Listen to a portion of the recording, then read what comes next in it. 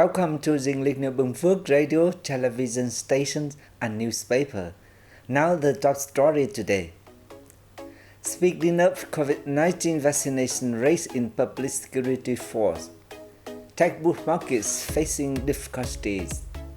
Prime Minister chaired teleconference on labor market development. Vietnamese-Lao National Assemblies hold the 11th exchange. Unique mixed autumn festival gifts inspired by folk painting.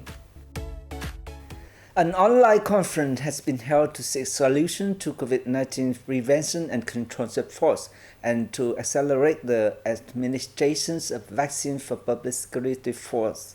Provincial leader from Bình Phước was in attendance. The number of COVID-19 cases has been on the rise in Vietnam and the world as a whole. Public security forces in many localities have seen a high rate of third and fourth vaccinations, but there are still some localities where the rate is less than 50%. The Ministry of Public Security has directed localities to speed up vaccinations and to administer third and fourth shots for all officers and soldiers in the People's Public Security Force during August. The rate of officers and soldiers in Bình Phước receiving the fourth dose of vaccine exceeds 92%. Since the beginning of the year, the province has had 647 officers and soldiers infected with COVID-19. All have recovered and returned to work. With only 2 weeks or so left until the beginnings of the 2022-2023 school years, many people are trying to buy textbooks and school supplies. Due to lack of supplies, however, textbooks can be hard to come by in Bình Phước province. Despite spending a few days ago to many bookstores in Dong Phu district and Dong Xoài city, Vũ Thị Kim Trang still hasn't been able to buy textbooks for her 2 children. Meanwhile, Huỳnh Anh Tính from Tân Lợi commune, Dong Phu district, has bought textbooks for his son, who is about to start grade 9 and was lucky to get what he needed without having to visit many bookstores, as he has had to do in previous years. Most bookstores in Dong Xoài city are short of textbooks, creating difficulties and concern for buyers and sellers alike as the school year is approaching. Bookstores have placed orders with suppliers, but delivery is slow. In order to meet the needs of students, solutions must be found so that the new school year can get off to a good start. The Women's Union of Chương district has organized a program to present gifts to poor and disadvantaged women in the district. More than 1,000 gifts worth a total of 188 million Vietnam dong have been collected from sponsors to give to poor and disadvantaged women in Chân Thành district. The act expresses Vietnamese people's spirit of sharing, contributing to encouraging and helping poor women and women in difficult circumstances to rise up in life. The District Women's Union has also called on charity clubs to continue with their work, contributing to social security in the locality.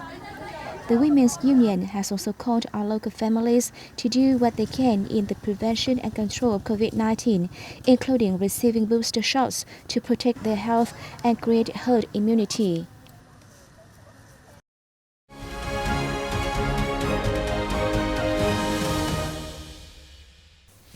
Ladies and gentlemen, Prime Minister Phạm Minh Chính on August the 20th chaired a nationwide teleconference linked with the 63 city and province on development of labor markets in a flexible, modern, sustainable, and globally integrated manner.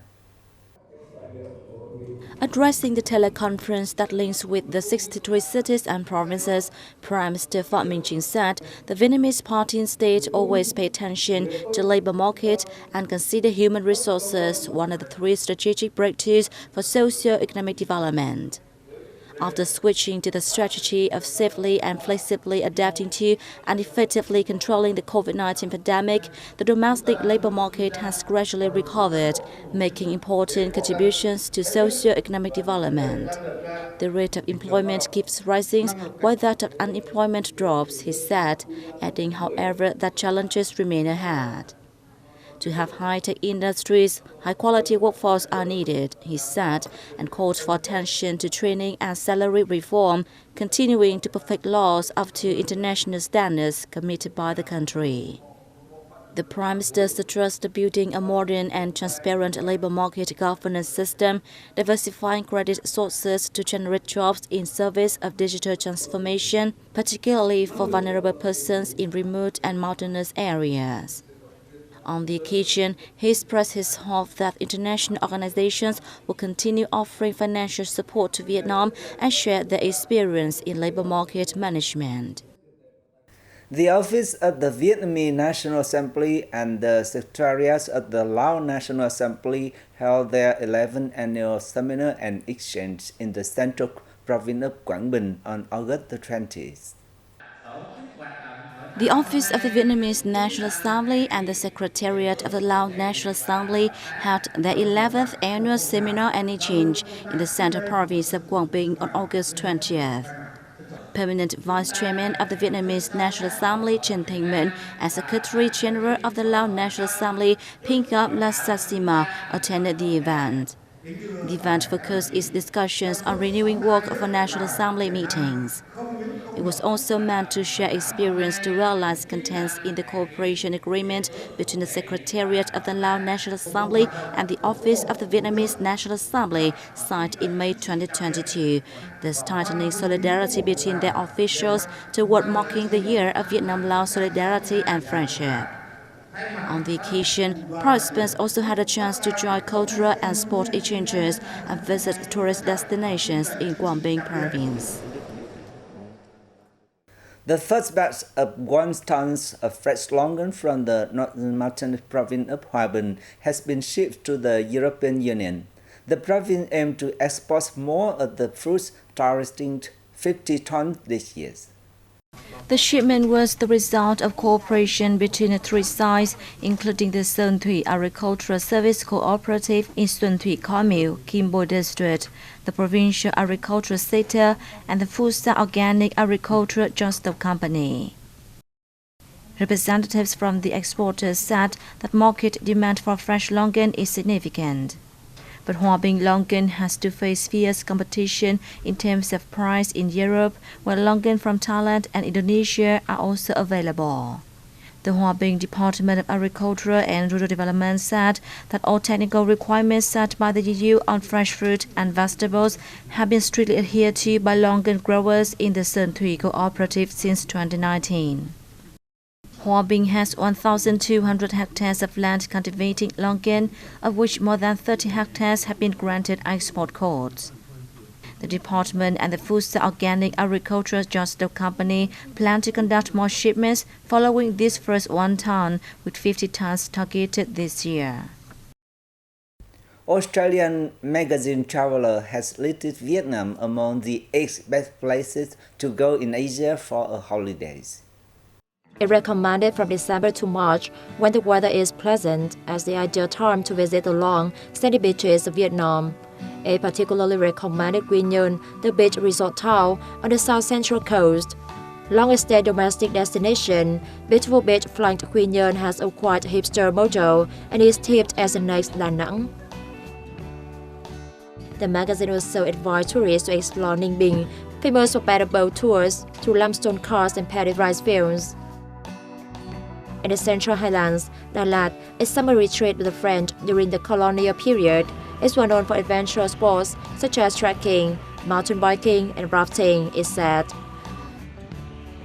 A lesser-known destination in the northwest not to be missed is Điện Biên Phủ, which used to be a major battlefield during the war, is said. The province is developing ecotourism and offering indigenous village homestays amid stunning forested landscapes and Hmong culture. Other destinations on the list are Thailand, India, the Republic of Korea, Singapore, Indonesia, Malaysia, and the Philippines. A figurine set inspired by Dong Ho Phoc's painting has been released by the Lâm Phong Creative Studio and a Rangers artist. The handmade artworks can be wonderful mid-autumn festival gift for children. Gen Z artist Đinh Thị Hiền Anh has been creating walls inspired by the famous đồng hồ folk painting since 2020. With her first sketches, the young artist received encouragement from senior artist Lê Huy to carry out the project.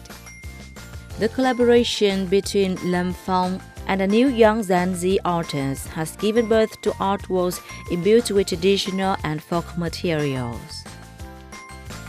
The 4 palm-sized figurines are reminiscent of the famous set of đồng hồ folk paintings. They express wishes for good luck and good fortune and can be viewed as modern mid-autumn gifts imbued with traditional values. The figurine set is to be released this August, with an aim to enrich traditional gifts during the Mid-Autumn Festival amid modern and electronic toys and bring simple joy to children. And that's all for today. Thank you for your watching. Goodbye and see you next time.